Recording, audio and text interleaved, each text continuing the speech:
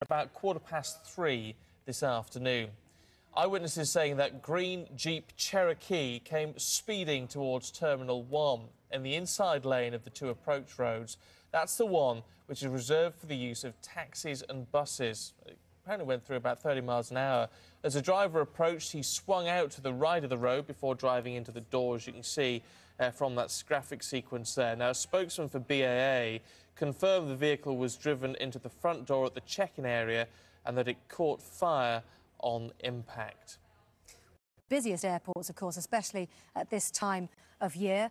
A spokeswoman there saying, following events nationally in the last 48 hours, police now conducting additional patrols. Oh, sorry, lying on the ground, covered from head to toe in flame. And people go up to try to assist him, and he gets up and tries to attack the policeman. He's covered in flame and he's trying to attack this policeman. You know, it's just unbelievable. Were they saying anything? Shouting Allah. He was shouting Allah. He was shouting Allah. He was throwing punches. Allah, Allah.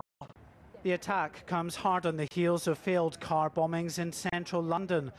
But what this does show is that London is no longer the only target on the terrorist hit list, and that takes the perceived threat to a whole new level. None of these attacks have been successful. What does it tell you about the abilities and capabilities of those behind them?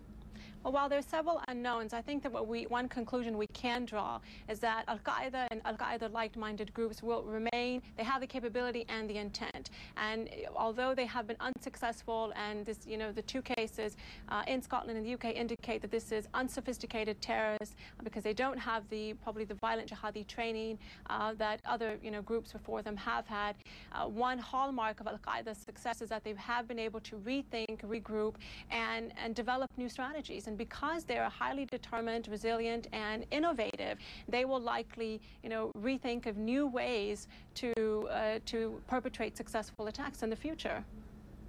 Well, we've heard from the police they're being very cautious in giving information about what they do know, but eyewitnesses at the airport, Farhana Ali, tell us that those who were running, or at least one of the suspects, spoke with an Asian accent. And there seems to be speculation, according to our own terrorism analyst Peter Bergen, from whom we heard earlier, that this could be a generation of British Asian people in the country. So this is not necessarily something coming from outside, but could be homegrown, indeed, like the previous attacks. Yeah, I absolutely agree with Peter's assessment. In fact, the last comment he said is that there are links to Pakistan.